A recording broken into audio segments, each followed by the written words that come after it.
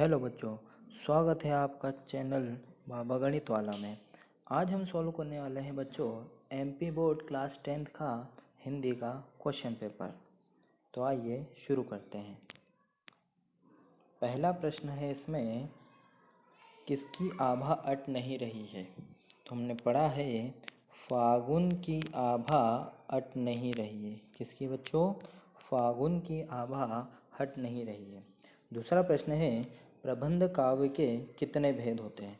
तो प्रबंध काव्य के दो भेद होते हैं। कितने भेद होते हैं? दो भेद। कौन कौन से हैं? एक है महाकाव्य और दूसरा है खंड काव्य। क्या है? खंड काव्य। ठीक है। उसके बाद अगला प्रश्न है, नेताजी सुभाष चंद्र बोस की प्रतिमा कहाँ लगवा दी गई। तो नेताजी सुभाष चंद्र की जो प्रतिमा थी वो कस्बे के चौराहे पर लगाई गई थी। कहाँ लगाई गई थी? कस्बे के चौराहे पर। ठीक है। उसके बाद आता है प्रश्न चौथा, काला अक्षर भैंस बराबर। इसका अर्थ है, ये एक मुहावरा है बेटा, जिसका मतलब होता है अनपढ़ व्यक्ति। क्या होता है? अनपढ़ व्यक्ति या जो कोई पढ़ा लिखा ना हो, अनपढ़ व्यक्ति। ठीक है। और इसे अगर आपने ये लिखा है निरक्षर व्यक्ति तो भी वो सही माना जाएगा। ठीक है। उसके बाद बाबूजी राम नामा बही में कितनी बार राम लिखते थे। तो इसका सही उत्तर है 1000 बार लिखते थे। कितनी बार लिखते थे?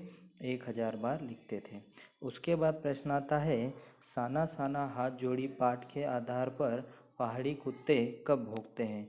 तो इस पाठ के आधार पर पहाड़ी कुत्ते चांदनी रात में भौंकते थे। कब भौंकते थे? चांदनी रात में। चांदनी रात में। ठीक है। तो कितने सही हुए आपके, इसमें से चेक कीजिएगा। ठीक है। आइए बच्चों बढ़ते हैं अगले प्रश्न की ओर, जो है सही विकल्प का चयन कीजिए। इसमें सबसे पहला प्रश्न है, वात्सल्य के श्रेष्ठ कवि माने जाते हैं। तो वात्सल्य का श्रेष्ठ कवि माना जाता है सूरदास को। हवा की थिरकन का सिमटा हुआ संकोच माना है। हवा की थिरकन को सिमटा हुआ संकोच माना गया है बेटा फसल को। उसके बाद वीर रस का स्थायी भाव है। तो वीर रस का स्थायी भाव है उत्साह। क्या है?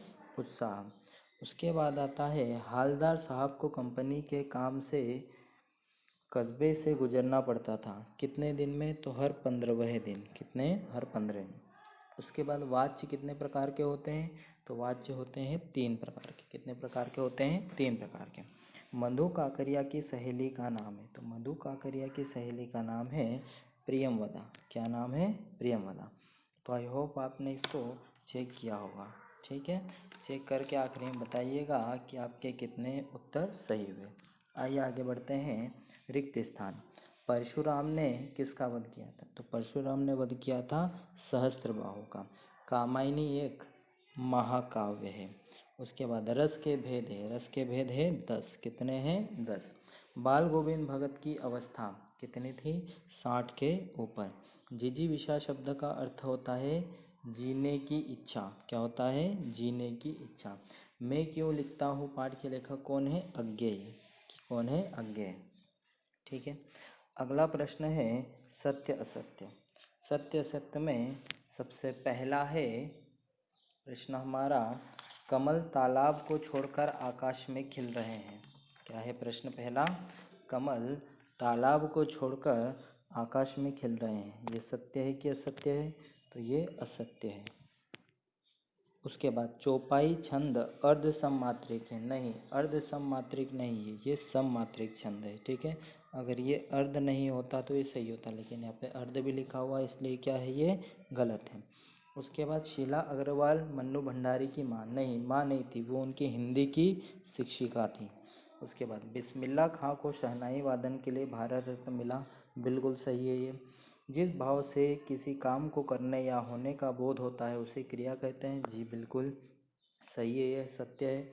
सभ्यता संस्कृति का परिणाम है। जी बिल्कुल, ये भी क्वेश्चन सही है। ठीक है।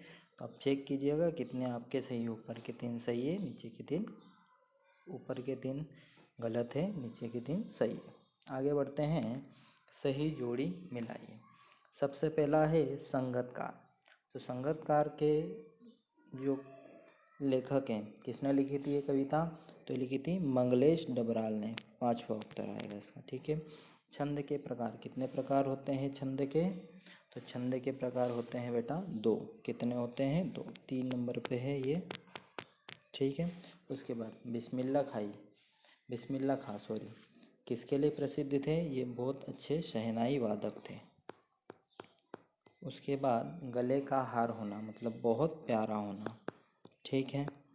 उसके बाद संधि के प्रकार, कितने प्रकार की संधि होती है बेटा? तो संधियाँ होती है 3 प्रकार की। कितने प्रकार की होती है? 3 प्रकार की। और बालम किरा जो एक बचा है भाई, क्या आएगा इसका? लखनऊ। क्या आएगा? लखनऊ, जो फर्स्ट वाला है। तो आप इसको मिलाइएगा, ठीक है। उसके बाद अगला प्रश्न है हमारा, निम्नलिखित वाक्यांशों के लिए एक शब्द लिखिए। क्या है बच्चों? निम्नलिखित वाक्यांशों के लिए एक शब्द लिखिए। तो इसमें सबसे पहला है जिसके आने की तिथि पता ना हो, तो इसे हम कहते हैं अतिथि। क्या कहते हैं?